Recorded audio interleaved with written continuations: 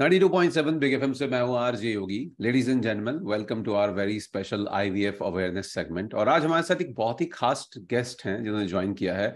Someone who has dedicated their life to helping individuals and couples on their journey towards parenthood. Please welcome Dr.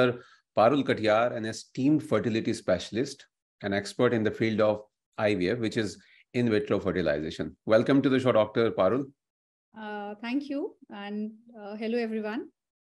Before we move to the questionnaire, I want you to give us a little bit insight about your journey, how it's been so far, how you started, and where you are right now. Okay, so I am currently the co-medical director at Art Fertility Clinics, and my journey started in the field of infertility in the year 2007, where I joined as a trainee in one of the leading IVF specialties in India. And since then, it has been a journey in which I have dedicated all my time to infertility practice. I have been associated with some very reputed centers in India. And in order to keep myself updated, have also been taking trainings and also furthered my education in the same field. So this is here I am practicing infertility for almost 15-16 years. Wonderful wonderful. तो एक बहुत ही experienced guest आज हमारे साथ जुड़ी हुई हैं, doctor Parul Katiyar. Ma'am, शुरुआत करते हैं क्वेश्चन आंसर की। सबसे पहला सवाल, क्योंकि आज हम आईवीएफ की बात करेंगे, तो उससे पहले जानना जरूरी है कि इनफर्टिलिटी क्या है, कितना कॉमन है ये कपल्स के बीच में। देखिए, इनफर्टिलिटी या हिंदी में जिसको हम बांझपन कहते हैं, ये एक टेक्निकल टर्म है और इसका मतलब ये है कि ये एक डेफिनेशन द्वारा रन है, जिसको अगर कोई भी कपल जो कि रिप्रोडक्टिव एज में है और प्रेगनेंसी के लिए ट्राई कर रहे हैं एक्टिवली फॉर अ ईयर और फिर भी वह प्रेग्नेंट नहीं हो पाते हैं, तो उसको हम इनफर्टिलिटी की तरह लेबल करते हैं। ये डेफिनेशन WHO ने डिफाइन करी है और इसी को वर्ल्ड वाइड फॉलो किया जाता है। जी जी। और कितना कॉमन है ये कपल्स के बीच में? देखिए, इनफर्टिलिटी एक बहुत ही कॉमन प्रॉब्लम है। आजकल के ज़माने में इसकी बहुत ज़्यादा प्रॉब्लम बढ़ती जा रही है और ये माना जाता है कि 1 in 6 कपल्स, मतलब अगर 6 कपल ट्राई कर रहे हैं उसमें से एटलीस्ट एक कपल को आजकल प्रेगनेंसी होने में दिक्कत आती है। सो इसकी काफ़ी ज़्यादा इंसिडेंस है और प्रेवलेंस है आज की करंट सोसाइटी में। जी जी। अच्छा, अगर हम ये बात करें कि इसका मुख्य कारण क्या है, प्राइमरी कॉजेज की अगर हम बात करें दोनों में, महिला और पुरुषों के बीच में, और अगर ट्रीटमेंट्स अवेलेबल हैं तो कौन कौन से ऑप्शंस हमारे सामने हैं? कि अगर हम कॉजेस की बात करें तो सबसे पहले ये क्लैरिफाई करना बहुत जरूरी है कि मेल और फीमेल दोनों ही इक्वली रिस्पॉन्सिबल है इनफर्टिलिटी के लिए। मतलब ऐसा नहीं है कि ज्यादा कॉमन है female infertility and male infertility is not so common. तो पहले मैं बात करूंगी फीमेल इनफर्टिलिटी के कॉजेस की। तो फीमेल इनफर्टिलिटी के जो कुछ प्रमुख कॉजेस या मेन कॉजेस हैं, उसमें सबसे इंपॉर्टेंट हमारे देश में है ट्यूबल फैक्टर इनफर्टिलिटी। मतलब जो फलोपियन ट्यूब्स है वो किसी इन्फेक्शन या किसी बीमारी की वजह से अगर ब्लॉक हो जाए तो वे इनफर्टिलिटी कॉज करते हैं। दूसरा इंपॉर्टेंट कॉज जो हम लोग देखते हैं वो हार्मोनल इम्बैलेंस या होता है, खास तौर से ओव्यूलेशन होने में दिक्कत होना, जैसे कि पॉलिसिस्टिक ओवरी सिंड्रोम जो कि बहुत कॉमन है। कुछ ऐसी बीमारियां जैसे कि एंडोमेट्रियोसिस बहुत कॉमनली एसोसिएटेड है इनफर्टिलिटी के साथ में। उसके साथ में अगर जो यूट्रस या गर्भ है अगर उसमें कोई प्रॉब्लम है, जैसे बड़े फाइब्रॉइड्स होना या अंदर जो है गर्भाशय में कभी कभी झिल्ली बन जाती है जिसको हम एडिशंस या स्कार कहते हैं, या पॉलिप्स बन जाते हैं, वो भी बांझपन का कारण हो सकते हैं। इसके अलावा जो है लाइफस्टाइल, आजकल लाइफस्टाइल इश्यूज बहुत इंपॉर्टेंट है डिक्रीज फर्टिलिटी के लिए। लाइफस्टाइल में हो सकता है ओबेसिटी हो सकता है हमारा खाने पीने का जो हम खा रहे हैं वो हो, अल्कोहल, स्मोकिंग, इनफैक्ट एडिक्शंस, ये सब भी कॉज है increasing incidence of infertility in women. और एक बहुत इंपॉर्टेंट कॉज है जो कि आइट्रोजेनिक है, मतलब एज।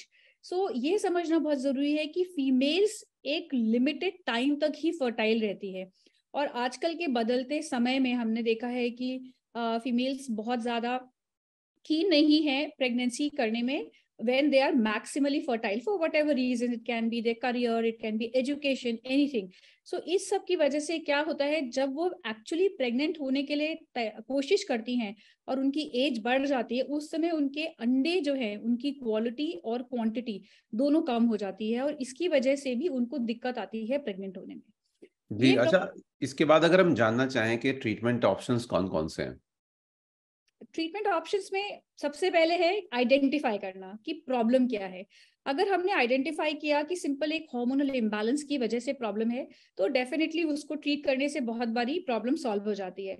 लेकिन कई बार ऐसा नहीं होता है। अगर प्रॉब्लम सिंपल इन्वेस्टिगेशन और ट्रीटमेंट से सॉल्व नहीं होती है, तो ट्रीटमेंट ऑप्शंस में हो सकता है कि केवल एग बनाने के लिए कुछ दवाइयां देनी पड़े, जिसको हम ओव्यूलेशन इंडक्शन कहते हैं, या फिर IUI, जिसमें हस्बैंड का या पार्टनर का स्पर्म को वॉश करके यूट्रस में रखा जाता है। वो एक अच्छा ट्रीटमेंट ऑप्शन है बिगिनिंग के लिए, स्टार्टिंग के लिए यंग कपल्स में। और अल्टीमेटली अगर कुछ वर्क नहीं करता है तो IVF या इन विट्रो फर्टिलाइजेशन, या जिसको लेमैन टर्म में टेस्ट ट्यूब बेबी भी कहा जाता है, एक बहुत ही कामयाब ट्रीटमेंट ऑप्शन है इनफर्टिलिटी मैनेजमेंट के लिए। जी, जैसा अब आपने जिक्र भी किया IVF का, तो मैं अब चाहूंगा कि हमारे जितने भी लोग जुड़े हुए हैं हमारे साथ में, उन सबके लिए आप एक आसान भाषा में बताइएगा कि पूरा प्रोसेस क्या होता है इन विट्रो फर्टिलाइजेशन का। और एक और टर्मिनोलॉजी है जिसका इस्तेमाल होता है ART, वो क्या है? देखिए, ART एक वाइड टर्म है। जहां पर भी आपको असिस्टेंस मिल रहा है, असिस्टेड रिप्रोडक्टिव टेक्नोलॉजी, उसको हम ART कहते हैं। और IVF भी, IVF एक्चुअली उसका सबसे प्रमुख ट्रीटमेंट है। तो IVF का मतलब है कि हम उसका full form in vitro fertilization है, और ये एक विट्रो जो है वर्ड का मतलब है बॉडी के बाहर होना। तो अगर हम फर्टिलाइजेशन को बॉडी के बाहर करें तो ये IVF कहलाता है। इसमें इसके कुछ 4-5 जो प्रमुख स्टेप्स है।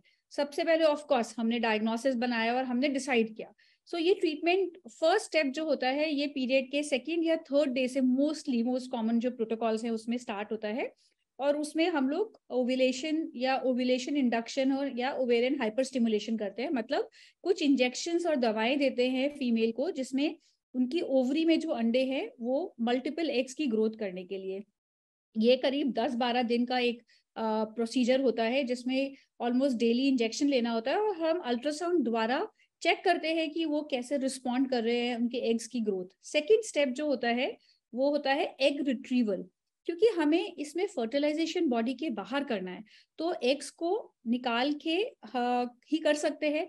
इसलिए एक नीडल द्वारा जो फॉलिकल्स ओवरी में बने हैं, जिनके अंदर बहुत छोटे, क्योंकि एग का साइज बहुत छोटा होता है 0.1 मिलीमीटर या उससे कम, तो वो हमें निकाल के माइक्रोस्कोप में देखने होते हैं। उसको निकालने के लिए एग रिट्रीवल का एक प्रोसेस होता है, जिसमें एक नीडल से नेगेटिव प्रेशर से हम सक करके एग्स को बाहर निकालते हैं। थर्ड स्टेप होता है एग्स और स्पर्म को IVF लैब में आपस में फर्टिलाइज करना, जिसके लिए हस्बैंड को एक सीमेन सैंपल देना होता है, वाइफ के एग्स को, दोनों को क्लीन करते हैं और उनको हम फर्टिलाइज करते हैं स्पेसिफिक मीडियम और डिशेस में। उन दोनों को एक एनवायरनमेंट दिया जाता है ताकि वो आपस में मिल सके और फर्टिलाइज हो सके। इसकी भी टेक्नोलॉजीज हैं और टेक्निक्स हैं, and depending upon patients requirement या प्रॉब्लम ये यूज होता है। एंड देन नेक्स्ट 5 डेज तक हम लोग इन फर्टिलाइज्ड एग्स को लैब में ग्रो करते हैं, जिसको ब्लास्टोसिस्ट कल्चर कहा जाता है, ताकि जो फर्टिलाइज्ड एग है वो एम्ब्रियो में कन्वर्ट हो और हम उसको माइक्रोस्कोप में ग्रेड कर सके कि हाँ ये अच्छा है, ये कैसा है। और देन लास्ट स्टेप जो होता है वो होता है एम्ब्रियो ट्रांसफर का, जिसमें इन्हीं एम्ब्रियोज में से हम बेस्ट 1 या 2 एम्ब्रियोज को पिक करते हैं और उनको एक बहुत ही फाइन कैथेटर से यूट्रस में बहुत ही जेंटली प्लेस कर देते हैं। और उसके बाद आता है 2 वीक का वेट पीरियड, क्योंकि हमने केवल रखा है, अल्टीमेटली यूट्रस उसको एक्सेप्ट करेगा और बेबी को वहां पे चिपकना है या ग्रो करना है, इम्प्लांटेशन जिसको कहते हैं। उसके लिए हम लोग 2 हफ्ते बाद चेक करते हैं कि प्रोसीजर सक्सेसफुल हुआ है कि नहीं। जी जी। अच्छा, सक्सेस की जैसे आपने बात की, तो IVF का सक्सेस रेट कितना है? और क्या कुछ ऐसा भी है जो इन्फ्लुएंस करता है, आपका लाइफस्टाइल फैक्टर है, कुछ और चीजें जो कि आपके सक्सेस के चांसेस को इन्फ्लुएंस करती हैं? देखिए, IVF का सक्सेस रेट एज लिंक्ड है। ऐसा नहीं है कि सबका सेम सक्सेस है। और एक तरह से आईवीएफ में जो इंजन है वो एग है, female egg is the one जो कि पूरे प्रोसेस के सक्सेस को डिफाइन करता है. सो अगर female age is less than 35 and she has good egg reserve, then the success rate is more than 50%. एक अच्छे सेटअप में प्रेगनेंसी रेट मतलब बीटा एचसीजी प्रेगनेंसी पॉजिटिव आना 50% के ऊपर ही अच्छा माना जाएगा. इसमें से डेफिनेटली कुछ लोग कंटिन्यू नहीं कर पाते प्रेगनेंसी को, तो live birth rate of 35 to 40%, मतलब अल्टीमेटली डिलीवरी होना एक आईवीएफ के बाद में इतना इज कंसिडर्ड गुड. वहीं पे अगर 40 की एज पे हम बात करें तो pregnancy rate of 25 to 30% will be considered a very good success rate. तो this is how her age related categories में सक्सेस रेट वेरी करता है और ये यूनिफॉर्म नहीं है. इसके डिसाइडिंग फैक्टर्स बहुत सारे हैं. जैसे अभी आपने बोला लाइफस्टाइल, तो हमने कैसे अपने आप को प्रिपेयर किया है फॉर दिस प्रोसीजर, ये बहुत इंपॉर्टेंट है.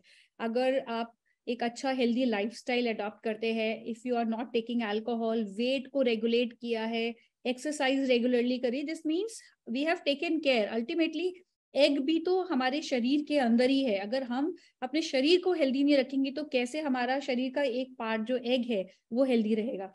तो maintaining a good health is very important in ensuring a good IVF outcome. उसके अलावा IVF का क्योंकि सब कुछ बाहर हो रहा है तो सक्सेस रेट डिफाइन करता है किस लैब में, वो लैब में हम क्या टेक्नोलॉजी यूज कर रहे हैं और वो लैब कितनी अप टू डेट है और उसमें क्या क्या टेक्नोलॉजी अवेलेबल है, कि उसके बेसिस पे भी IVF का सक्सेस रेट डिफाइन करता है. तीसरा है कि जो हम एज डॉक्टर्स अपने पेशेंट को एडवाइस करें, जो ट्रीट कर रहे हैं, क्या वो हम बस अपनी मर्जी से कर रहे हैं या फिर हम कोई स्टैंडर्ड एसओपीज या एविडेंस को फॉलो कर रहे हैं जो कि वर्क करता है एक सर्टेन एज ग्रुप में. सो ये सब चीजें डिफाइन करेंगी कि किस तरह से हम अपने एक पेशेंट के लिए ऑप्टिमाइज कर सकते हैं सक्सेस रेट. जी, एक चीज और जानना चाहूंगा आपसे कि लाइफस्टाइल चेंजेस की अगर हम बात करें ब्रॉडली, तो कौन कौन से चेंजेस करके, मॉडिफिकेशन करके फर्टिलिटी को इम्प्रूव किया जा सकता है, साथ ही साथ जो हमारा आईवीएफ के जो सक्सेस रेट है इसको भी बढ़ाया जा सकता है.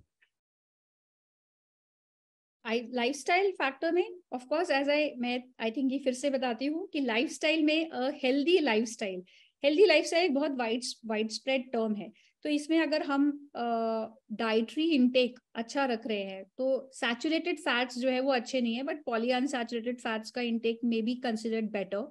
अगर हम डाइट में ग्रीन वेजिटेबल्स ज्यादा ले रहे हैं, अगर हमारी डाइट प्रोटीन रिच है एंड नट्स जो है वो अच्छे हैं. इनफैक्ट एक wholesome diet is very important. इसीलिए कहते हैं जो मेडिटेरेनियन डाइट है जिसमें वो antioxidant, olive oil etcetera use करते हैं, रॉ वेजिटेबल ज्यादा यूज करते हैं, is considered healthier rather than taking fried food all the time. This is one thing.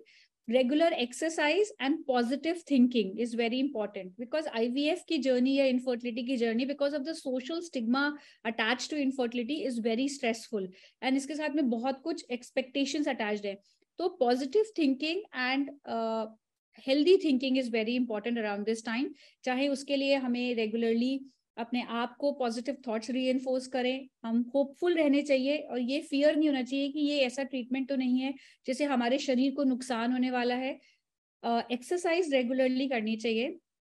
Alcohol etcetera का intake, smoking is very harmful, ये सब चीजें अवॉइड करनी चाहिए. सो ये कुछ चीजें हैं जो कि अगर हम अपनी लाइफस्टाइल में चेंजेस लाएंगे तो definitely it will go a long way in improving the success of an IVF treatment as well. Right. एक बड़ा इंपॉर्टेंट सवाल है, are there any financial consideration और assistance options available for individuals those who are going for IVF treatment? See, luckily now because infertility is being recognized as a disease. पहले क्या होता था कि fertility was considered like for granted कि ये तो सबको होना ही होना है, एक बेबी तो is something very normal. लेकिन अभी we recognize and the world and even in India society is recognizing that this is a problem. So first thing that the good change that is coming is that quite a few insurance companies have now started giving coverage to infertility treatments.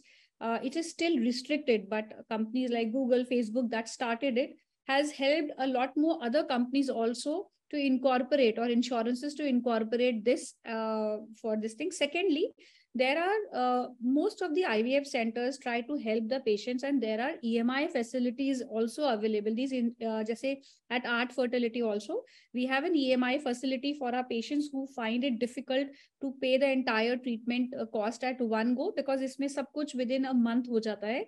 So these EMIs are also interest free. So this also makes the treatment a lot more affordable. Thirdly, of course, wherever needed, whatever help can be done in terms of reducing costs. So there are camps and there are those special schemes which even we at IVF at our clinics also run to help these patients time to time.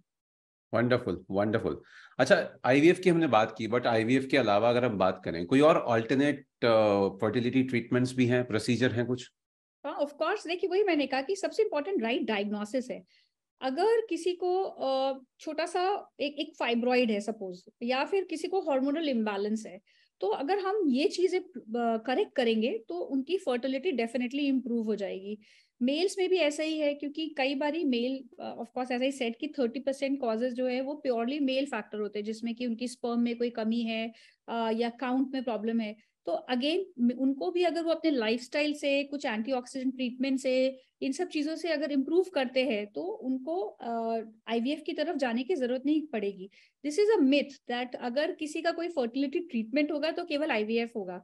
IVF is generally one treatment which is most successful, and probably the treatment which works when other treatments have failed.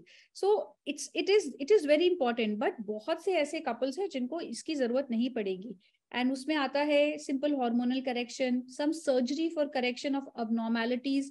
Tubal block अगर mild है तो हम उसको open कर सकते हैं.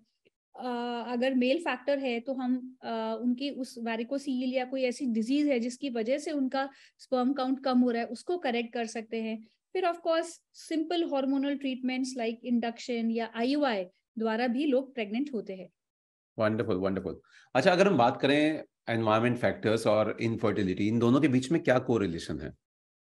तो बहुत स्ट्रॉन्ग कोरिलेशन है, बिकॉज ये देखा जा रहा है कि टाइम के साथ में मेल स्पर्म काउंट, मतलब ये एक कंक्लूसिव एविडेंस है कि मेल स्पर्म काउंट धीरे धीरे काउंट कम होता देखा जा रहा है.